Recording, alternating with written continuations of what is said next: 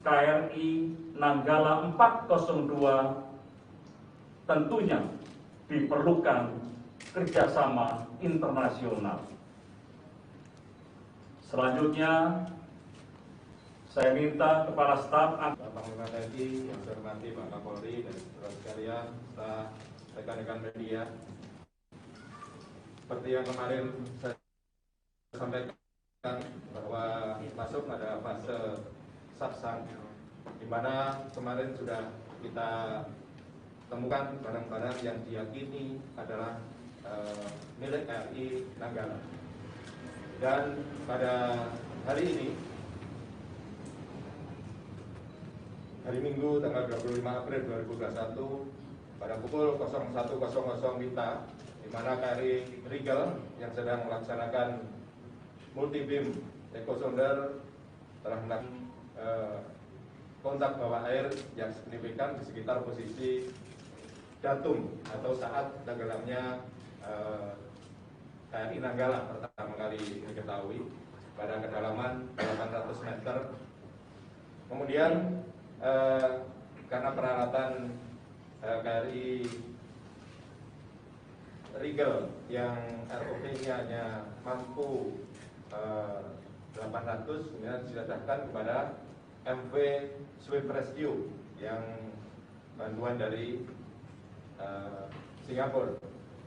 Kemudian diidentifikasi kontak tersebut oleh MV Swift Rescue, dan pada pukul 07.37 WITA tadi pagi, Swift Rescue menurunkan ROV Remotely Operated Underwater Vehicle guna menindaklanjuti kontak bawah air laut yang tadi diberikan oleh KRI Rigel. Dan pada pukul 09.04 WITA, ROV Singapura mendapatkan kontak visual pada posisi 07.4856, 07 derajat 48 menit 56 detik selatan, dan 114 derajat 51 menit 20 detik timur, yaitu yang tepatnya dari datum 1 tadi tempat tenggelamnya KRI Nanggala berjarak kurang lebih 1.500 yard di selatan pada kedalaman 838 meter. Ini terdapat bagian-bagian dari KRI Nanggala yang bisa langsung ditayangkan. Jadi di sana KRI Nanggala terbelah menjadi 3 bagian yang tadi sudah disampaikan oleh Panglima TNI.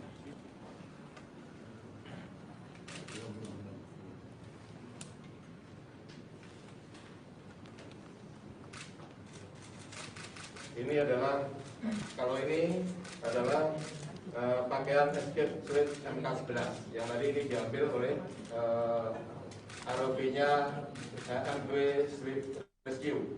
Ini tadi dijepit, jadi cepat keluar kemudian dijepit. Ya, ini adalah badan kapal. Memang tidak terlalu terang. Nah, ini yang tadi disampaikan, ini adalah bagian belakang yang tidak berbadan tekan. Jadi ini adalah kemudi horizontal, ini kemudi vertikalnya. Nah, ini badan kapal. Ya, bagian buritan badan kapal. Yang ini yang lepas dari badan utamanya yang berbadan tekan. Nah, ini terus. Ya, ini kemudi vertikal. Dari vertikal horizontal.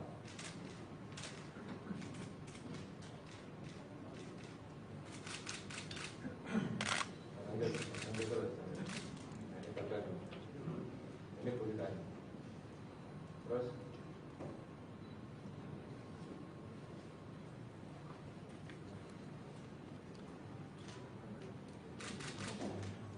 Ini bagian haluan yang lepas. Bagian haluan ini lepas. Nah, ini ada gading-gading. Lanjut.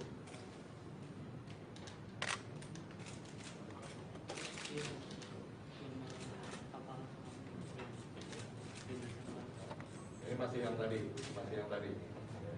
yang mau diperhatikan bagian buritan tadi.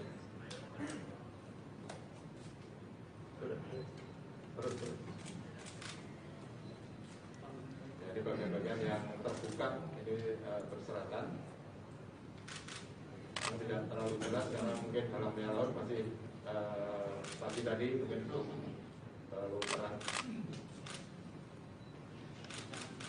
Ya, ini masih bagian-bagian dari jalannya kapal.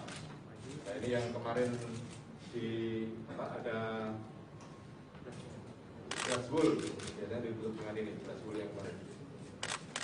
Ini bagian-bagian yang terbuka, bagian-bagian terbuka dan lepas.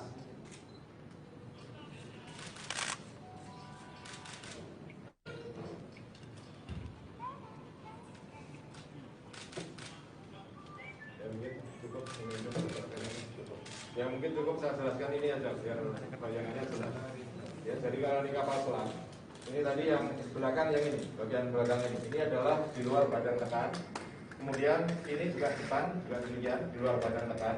Nah ini ya tadi yang kelihatan tadi ini di luar badan tekan ini. Bagian-bagian yang tidak memiliki badan tekan yang lepas. Depan ini juga demikian, dari depan ini tadi lepas. Nah yang masih utuh ini masih utuh tapi terjadi keretakan. Jadi karena kedalamannya yang sangat dalam sehingga jadi mengecil dan ada sedikit barang-barang yang lepas dari situ, seperti cakar dan sebagainya.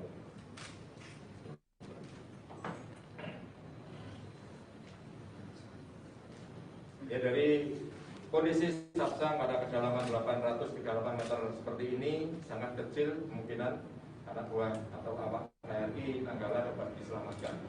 Jadi dari sampaikan Panglima TNI, rasa duka tentunya mereka akan menjadi korban dalam kejadian ini. Demikian, Pak Panglima. Terima kasih. Kepala Staf Angkatan Laut, kami berikan waktu kepada Bapak Kapolri. Kami silakan. Assalamualaikum warahmatullahi wabarakatuh. Yang hormat Bapak Panglima, yang hormat Bapak Kasal, seluruh rekan-rekan media. Assalamualaikum warahmatullahi wabarakatuh. Salam sejahtera bagi kita sekalian. Shalom dan swastiastu, namo buddhaya.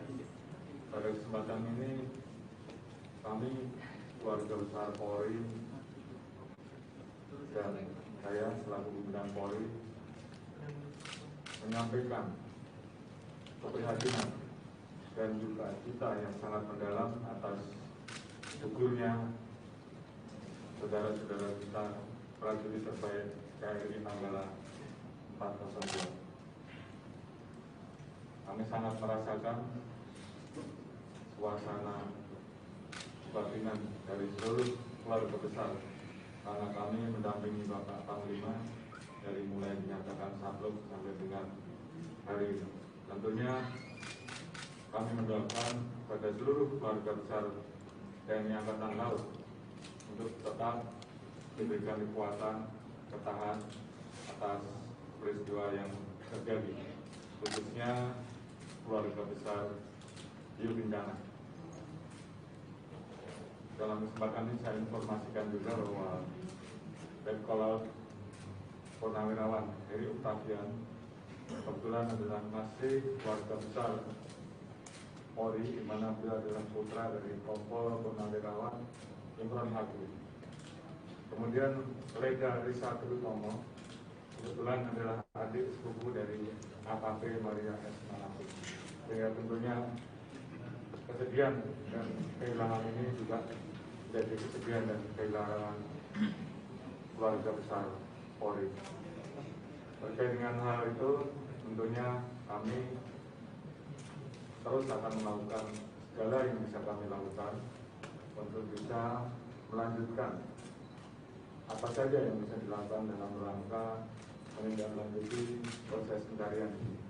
Saat ini kami telah mendirikan 2 posko, yaitu posko SAR di Pantai Dermaga Celuk Lawang, Kabupaten Buleleng, dan posko SAR Polri di Pelabuhan Banyuwangi dengan jumlah 300 personel, di mana di dalamnya terdapat tim DPI 36 personel, kemudian Brimob 30 personel, Polair 25 personel, personel dari Polres, dan juga ada tim trauma Haile. Tentunya kami akan terus berkoordinasi untuk melakukan langkah-langkah dalam rangka menindaklanjuti rangkaian dari kegiatan besar dan juga tentunya hal-hal yang harus dilakukan oleh tim DCI nantinya apabila diperlukan. Demikian, terima kasih sekali lagi. Kami mengucapkan jika kita yang dalam dan seluruh keluarga besar rekan-rekan Angkatan Laut selalu diberikan kekuatan dan keselamatan. Demikian, terima kasih. Wassalamualaikum warahmatullahi wabarakatuh. Terima kasih banyak Bapak Kapolri. Selanjutnya saya berikan waktu tanya jawab, namun sebelum tanya jawab, Kasat juga akan menyampaikan ini temuan yang tadi yang diambil tadi debet sama eropinya dari MP jadi ini adalah baju SDM MK11 yang biasanya ini ditaruh di kotak, tapi ini bisa lepas, berarti ada kedaruratan sehingga diambil dari kotak akan dipakai. Kemungkinan belum sempat pakai, kondisinya sudah darurat sehingga ini bisa lepas. Harusnya ini tersimpan di kotak, dipakai ketika terjadi kedaruratan. Nah, karena ini lepas berarti sempat di situ terjadi kedaruratan, kemudian mungkin yang sempat pakai atau pas saat pakai buyar yang lepas, ini bisa lepas dari kotaknya. Ini tadi yang diambil oleh dari Swift Rescue tadi.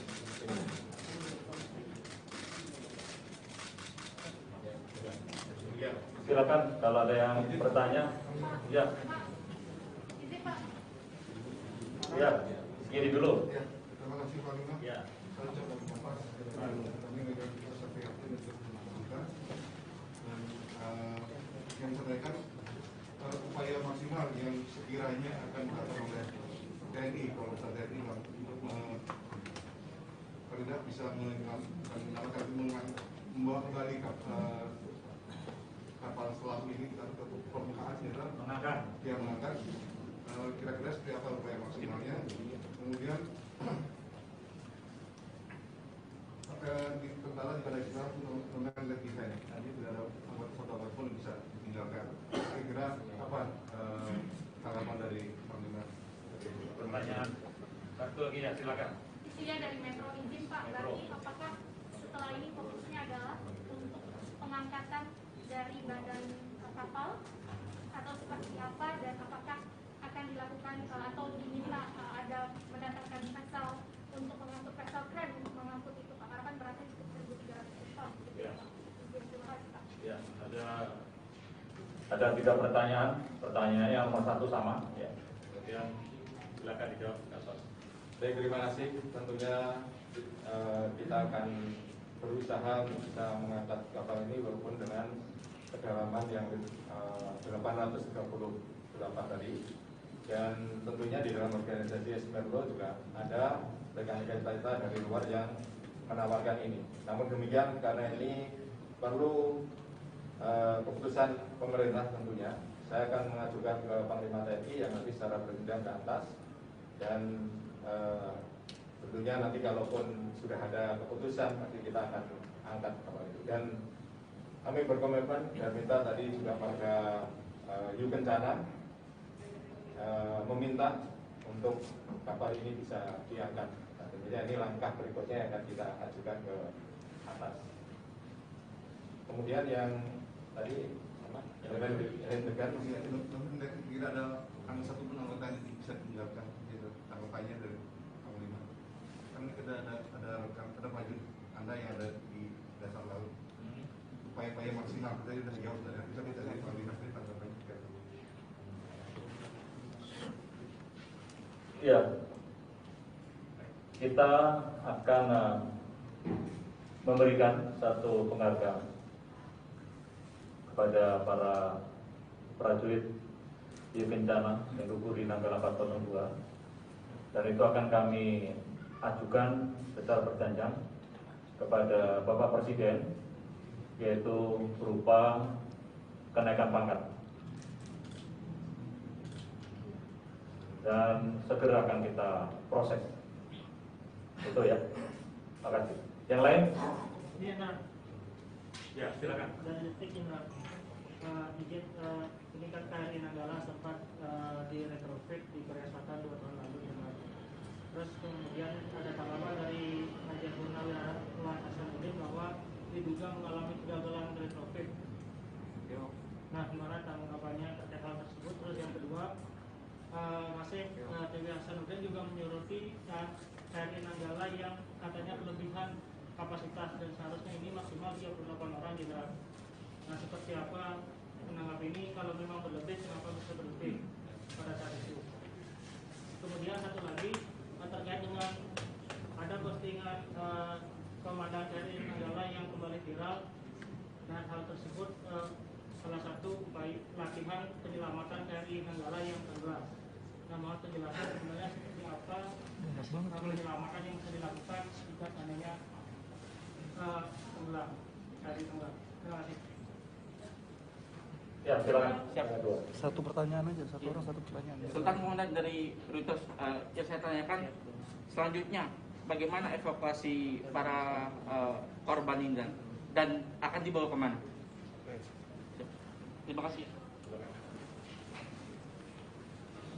Saya menyampaikan tadi yang tanggapan tentang di overhaul di Korea pada tahun 2012. Namun setelah di Indonesia sudah kita laksanakan tingkat perbaikan, ya, baik tingkat hardware, ya, pemeliharaan menengah maupun docking rutin. Dan kapal ini sebelum berangkat kapal ini sudah layar dan juga latihan tanggal 12 April melaksanakan latihan penembakan torpedo shoot kepala latihan. Sehingga kapal ini mampu dan dinyatakan kemarin waktu awal saya sampaikan sudah dinyatakan dari Dinas Kelautan Angkatan Laut bahwa kapal ini layak untuk melaksanakan berlayar dan bertempur. Sehingga kita proyeksikan untuk melaksanakan latihan penembakan torpedo kepala latihan maupun kepala perang. Kemudian mengenai awak, ya ini sebenarnya kalau kapal ini mampu mengangkut 50 plus 7 kopaska untuk melaksanakan penyusupan, melaksanakan transus pendaratan khusus kopaska yang melalui tabung torpedo ya. Sehingga sebenarnya 57 mampu tergantung alat keselamatannya. Alat keselamatannya mampu. Jadi hanya kemarin dinaiki 53, 49 tambah 4 personel ahli yang dalam torpedo, sehingga 53 masih masuk dalam kapasitas memuat orang di KRI Nanggala tersebut. Kemudian tadi pengangkatan. Ya. Tentang pengangkatan nanti akan kita koordinasikan dengan pihak terkait, khususnya dalam Malaysia Law, apa yang bisa dilakukan dengan kondisi seperti ini. Karena dengan badan tekan yang masih utuh tadi, apakah ditali, apakah ditusuk, diangkat seperti jangkar, itu bagaimana nanti akan kita barisan lebih lanjut. Tapi upaya saya, ya, niat saya kapal ini, badan tekan ini bisa terangkat. Tentunya nanti akan kita diskusikan lebih lanjut bagaimana cara-cara untuk mengangkat pada kedalaman 838 ini.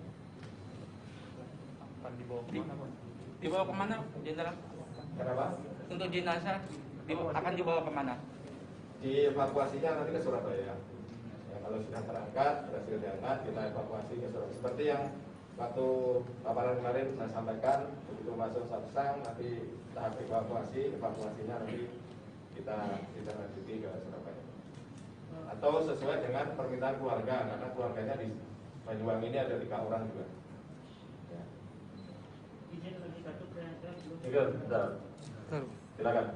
Dari Dewi Ainus Jenderal, Satu pertanyaan, satu orang. gugurnya prajurit terbaik 53 orang ini, apakah ada penghormatan terakhir dari negara terkait tabur bunga di perairan Bali Utara? Terus yang kedua, berapa lama nantinya proses evakuasi kapal ini akan dilakukan? Apakah nanti ada bagian penting yang akan diambil untuk mengetahui penyebab dari insiden kecelakaan ini sendiri? Terima kasih. Terima kasih, silakan Pak Kabit. Tentunya ada, nanti akan kita laksanakan acara tabur bunga yang diikuti oleh para keluarga korban yang nanti menggunakan KRI menuju ke tengah sana. Kemudian untuk berapa lama nanti ya akan kita diskusikan dulu, karena ini sangat langka ya tentang evakuasi dari laut dalam yang sampai 808 ya nggak bisa kita tentukan sekarang, nanti kita diskusikan. Tapi yang penting bahwa kita ada niatan untuk mengangkat kapal ini. Tentunya tadi yang saya sampaikan, caranya pun nanti dengan bagaimana akan kita diskusikan dengan organisasi di SPRO nanti. Terkait ornamen yang diambil. Ya, tentunya diangkatnya ini tidak hanya sekedar diangkat, juga untuk melakukan investigasi. Ya, investigasi menyeluruh karena kita juga masih memiliki kapal selam yang sejenis KRI Cakra dan juga 3 kapal lainnya. Sehingga ini harapan kita dengan investigasi tidak terjadi kejadian seperti ini di masa yang akan datang. Jenderal satu jenderal, terakhir jenderal. Siapa? Mana? Saya. Oke, cukup. Ya, silakan. Apakah sejauh ini dari hasil penyelidikan sudah ada diketahui dugaan sementara penyebab KRI Nanggala ini tenggelam? Terus kalau diizinkan satu lagi mau minta komentar Panglima terkait gugurnya Kepala BIN Papua ya yang diduga. Ya, Mas, nyambung Mas. Di luar konteks, Mas. Mas, di luar konteks. Diizinkan. Di luar konteks sih. Silakan kata. Sesuai konteks saja Mas. Jadi investigasi nanti menunggu kapalnya diangkat. Tapi dari awal saya sampaikan kemarin bahwa kapal ini bukan atau tidak human error. Jadi bukan human error. Karena saat proses menyelam itu sudah melalui prosedur yang betul. Jadi mulai laporan penyelaman, kemudian dia terdengar dari penjejak kemarin itu melaksanakan peran-peran, ya, peran persiapan kapal selam bertempur, peran menyelam dan sebagainya. Dan saat menyelam juga diketahui lampu masih menyala semua, artinya tidak black out. Ya. Nah, saat menyelam langsung hilang. Nah, ini yang nanti akan kita diinvestigasi tentunya setelah juga kapal badan kapal pertengahan tadi kita bisa angkat. Sebenarnya sudah kita evaluasi dari awal tentang kejadian ini. Ya. Tapi tentunya saya berkeyakinan ini bukan human error tapi lebih pada faktor alam. Sudah cukup ya? Siap. Saya persilakan Kasat, mungkin kalau ada yang disampaikan. Terima kasih Pak Panglima, tentunya dengan rasa sedih, rasa prihatin, rasa duka yang mendalam atas nama seluruh prajurit dan keluarga besar TNI Angkatan Laut, saya menyampaikan rasa belasungkawa dan rasa duka cita yang mendalam atas gugurnya 53 prajurit hiu kencana, patriot sejati TNI Angkatan Laut, pahlawan laut Kusuma Bangsa, pengawal KRI Nanggala 402 yang gugur di Laut Bali dalam mengemban tugas negara. Semoga arwah mereka semua ditempatkan yang paling mulia di sisi Tuhan Yang Maha Kuasa, Allah SWT, dan kepada keluarga yang ditinggalkan senantiasa diberikan ketabahan, keikhlasan serta kekuatan dalam menghadapi musibah ini. Dan kepada seluruh pihak yang telah membantu pelaksanaan SAR, baik dari Badan Polri, dari Basarnas, KNKT, instansi terkait, dan juga dari kapal-kapal luar negeri, saya ucapkan terima kasih yang sedalam-dalamnya, sehingga proses SAR ini telah membuahkan hasil dengan ditemukannya badan kapal KRI Nanggala 402 ini. Demikian, terima kasih. Wira Ananta Udira, tambah sampai akhir Jalan Sipa Jaya Mahir.